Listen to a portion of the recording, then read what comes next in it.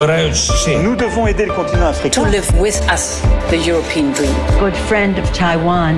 Europe 1, bonjour. Mais d'abord à 7h05, la revue de presse internationale. Nous sommes en Israël. Bonjour Ariane Ménage. Bonjour. De quoi parle la presse israélienne ce matin ? De la réforme du service militaire, à peine proposée par le ministre de la Défense, elle fait déjà l'effet d'une véritable bombe politique, titre le Maariv. Yoav Gallant veut que les ultra-orthodoxes s'engagent dans l'armée. Il appelle à partager le fardeau du service militaire. Obligatoire en Israël, il est de presque 3 ans pour les hommes, 2 pour les femmes. Mais jusqu'ici, les jeunes hommes orthodoxes qui préfèrent des études religieuses en sont largement dispensés. Selon le Time of Israel, cela représentait l'année dernière plus de 65 000 exemptions.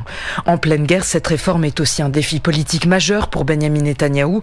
Au Parlement, sa majorité dépend justement de ses alliés ultra-orthodoxes. Pour le quotidien de gauche Haaretz, la loi sur la conscription pourrait donc être celle qui fera chuter le gouvernement.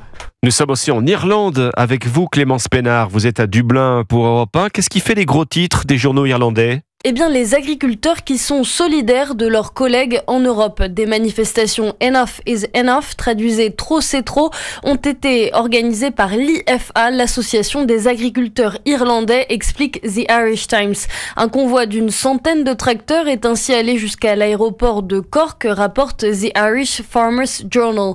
Objectif, pointer du doigt la croissance du transport aérien alors qu'il est constamment demandé aux agriculteurs de réduire leurs émissions.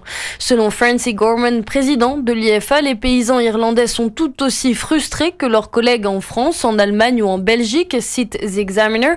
Gorman a fait état de leur colère au Premier ministre Leo Varadkar face à la baisse de leurs revenus, la réduction des aides et l'augmentation des réglementations. Merci Clémence Pénard, merci à nos correspondants. C'était votre revue de presse internationale sur Europe 1.